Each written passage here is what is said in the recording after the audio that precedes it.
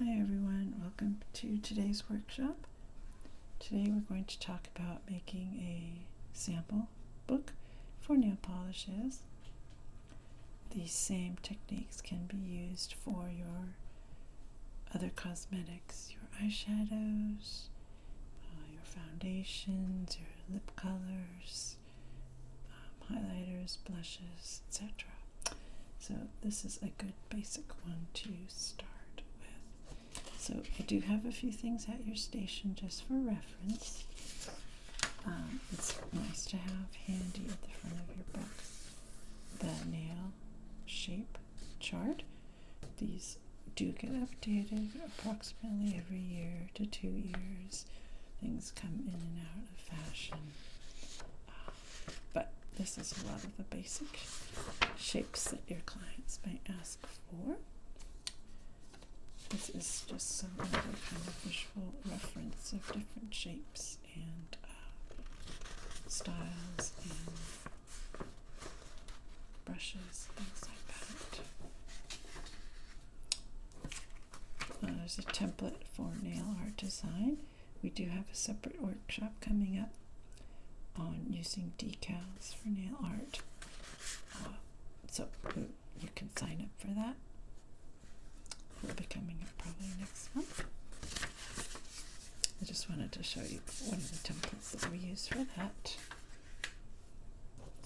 And this is a really nice template because it kind of shows you what it looks like on somebody's hand. You can see we use different colors there. We've got a ring and a nice sweater there. So this is kind of for fun. You can make these when a line comes out with, when a brand comes out with a line, let's say their spring line, you can make one of these that has all their colors in that line, because sometimes clients will ask for a particular line, so that is handy. And then this is the basic template that we're going to use in art books. You can scale these up or down depending on what you like to work with and how many colors you have. The idea of the sample book is to have all the colors that you own in your salon easily display as a reference, grouped by color schemes. Like for instance, today we're showing you the pinks and peaches. Now, if you have a lot of colors, you can separate your peaches and your pinks. You know, your hot pinks, whatever. Just all depends on how much you have. If you're just starting out, you may want to include similar things like the peaches and pinks I have here, and some neutrals, kind of more neutrally based colors. You will need a binder.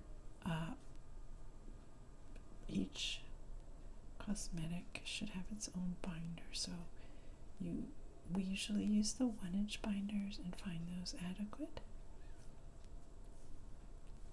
You certainly can use bigger if you want. And you can buy papers, photocopy these templates onto skin tone pages. You can get a set of 12 or 24 skin tones and use those if you like to show them to your clients so they can get an idea of how the things may look with a skin tone similar to theirs. What is this? Oh, this is just another. This is another one of the hand templates. This is kind of a gigantic one. I think I made this a little bit too big. But it just shows you that you can use any size you want. And with your photocopier, you can change it. You can buy these too in set sizes, or you can make the copies yourself, which is as I did. So, let's see. So we've got your binder. You'll need a hole punch, of course, to put them in your binder. And you can them once they're done, or you can get those protective pocket sheets which already have the 3 holes in them. That's probably the easiest way to do it, and it will protect all your colors. So for this purpose of the demo today, we have these polishes here, and I've grouped them into brands. Some of them we just have one. This is Karma Hues. This is Essie. Got a Nailtopia, really nice brushes on the Nailtopia. Bode Nail Enamel. This is a really pretty one. Orly is a lacquer. This one's called Wistful Water Lily.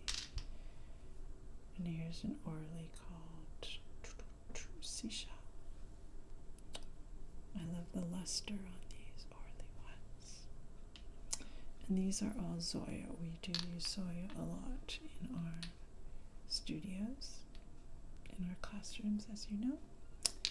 So we've got some kind of tan, beigey neutrals. It's a good idea to have them on your sheet just as a reference point. Sometimes these might be used for an undercoat, and they can also, of course, be used as a color by themselves. If you want closer to skin tone color. This is a little bit more of a plum, but we're going to include it. And this is sort of a, I don't know, apricot color. It's called Clementine. It's a little bit orange. So what we would do now, if you had, let's say, a whole line of Orly, or, you know, one brand, you could put them all the way across. You can do it by colors. You can say your lightest pinks, your medium pinks, you know, your more peachy colors, your more oranges, however you want to do it. And it depends on how many different colors you have. So we're just going to start with the Karma, and just to give you an idea of how you would do it. So make sure to shake up your colors, especially, I'm not doing it so much now, but as you know, I assume you've all taken the basic class. It's very important to shake very well. You know, the bottles always say that, and we kind of ignore it. So, well, I do sometimes. This is very big, come to think of it. I'm going to use up all my colors. I should have made these smaller. Maybe I won't do the whole thing. Don't want to use all my color. I don't know why I made these so big. So it's just an idea it gives you.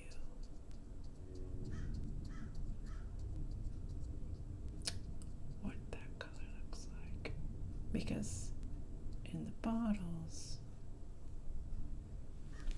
you don't always get the best idea of what the color looks like. Yeah, these you can make these a lot smaller, actually. All right, so that is the Karma, and then I forgot that you would write the name below. I can't quite do that here, but anyway, you write Karma and the name of the color.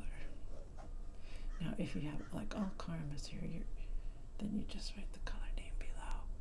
And in your salon, you're likely to have several, at least a dozen,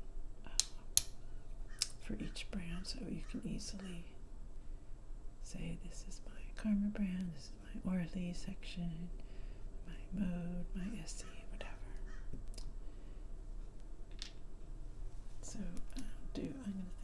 just going to do half for the purposes of the demo.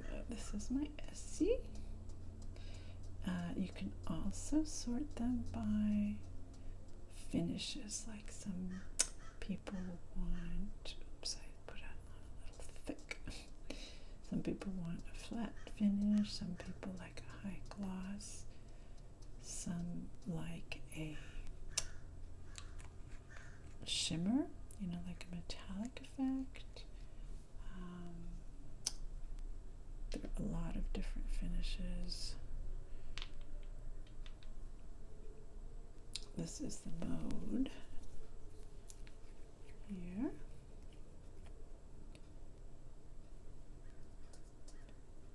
And one nice thing about having them all together on a sheet is that you can easily compare side by side the different brands. So let's say the client wants a, you know, some shade of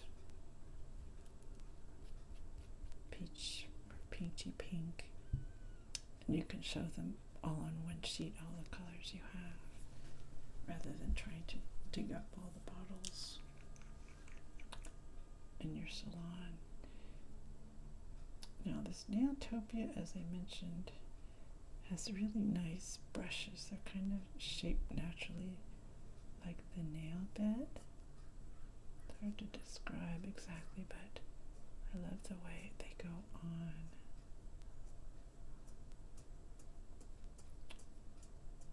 Okay, there's that one. It's sort of a more of a matte pink.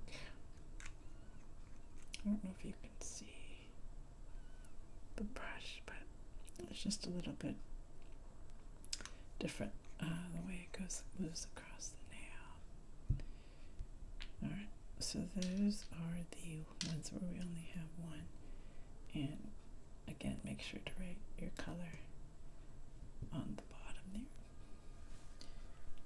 The Orleys, I love their frosty.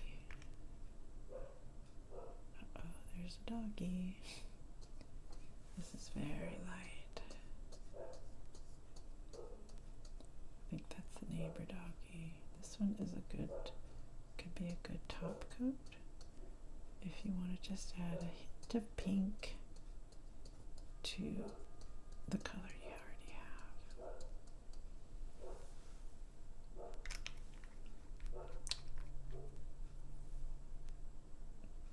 And then we have this Orly, which is seashell, and a little more orangey to it. This is more of a true pink.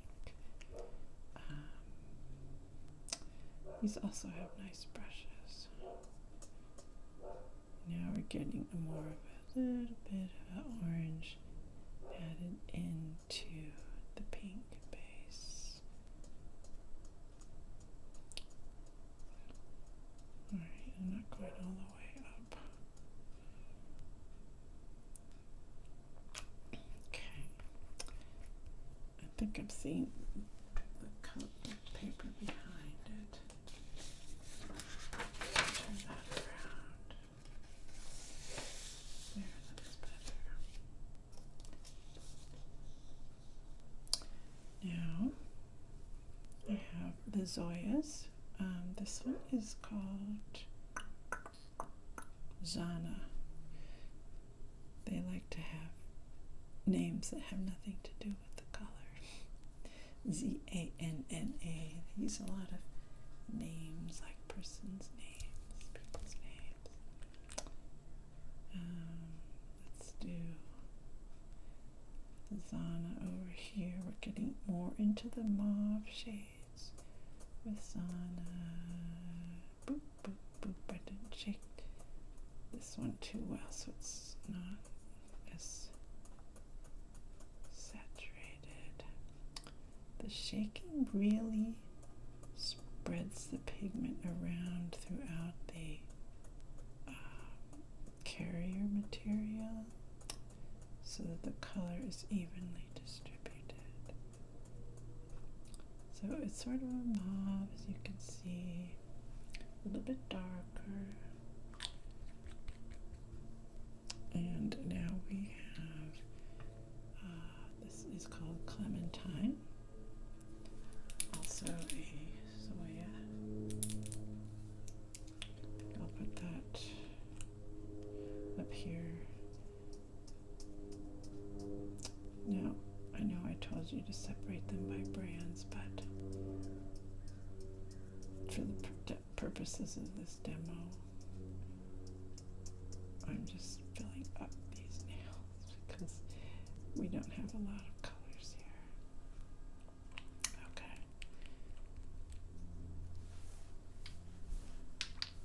And now I've got these two Zoyas, which are, one is called Jill and one is called Lauren. So this one is a little darker. I'll put it next to that one so you can see and compare. Now, this is a nice thing to do when you're tired. It's just very relaxing. It's fun when if you just got a new supply of polishes in. It's a good way to see all your new stock. It's kind of exciting and what the latest trends are. That one is a little more, sort of a chestnutty brown to it. And then the last one we have is the Lauren. Now I've used Lauren successfully as a nice base color. It's very neutral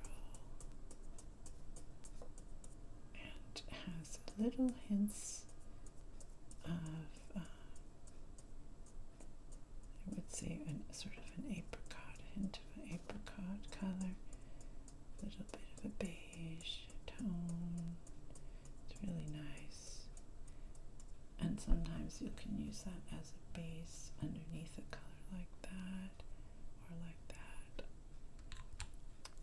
In the first workshop, you learned about layering colors, so that's something you can also use these to practice your layering techniques. Like if you want to experiment, say, well, what would this look like over this? Or what if I had a base coat of that and added that?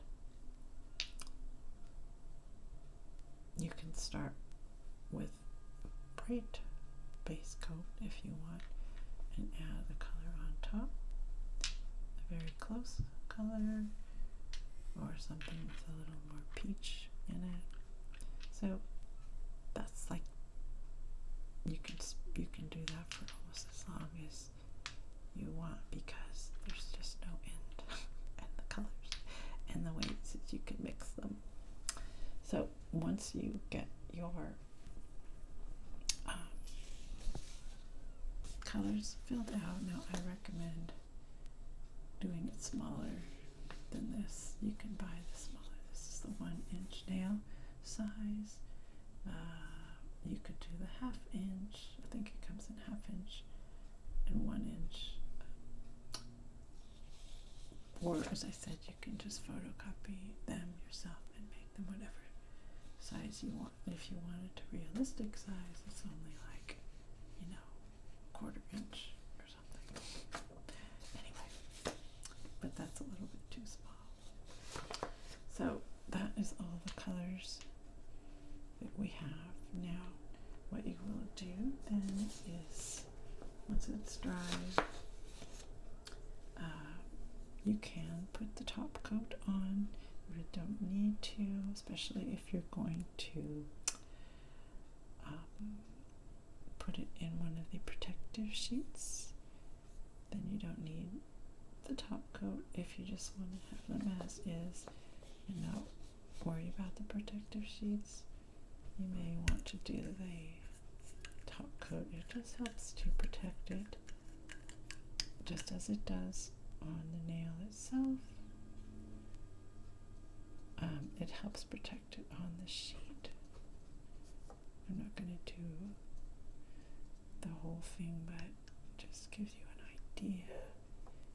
also enhances the glossiness. So I think it gives the client a little bit better idea of what it will look like with the top coat on. But again, it's not essential that you do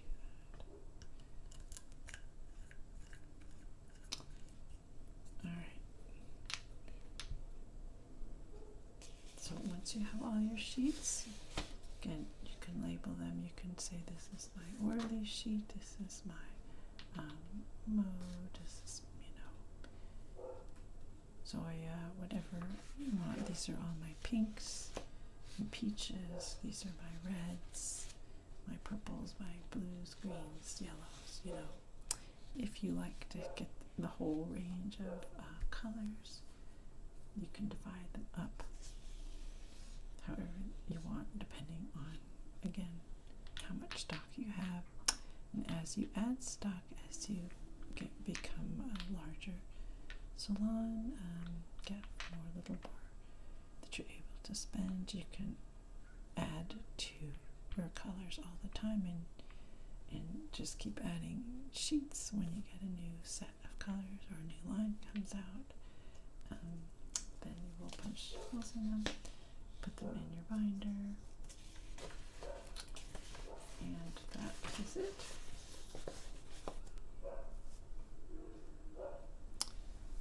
So, did you have any questions about the sample sheets?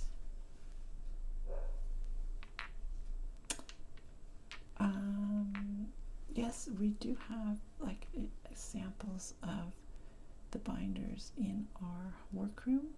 You can see one for the all the cosmetics, really. We even have hair color ones. We have highlighters, different, even like eyeliners and mascaras,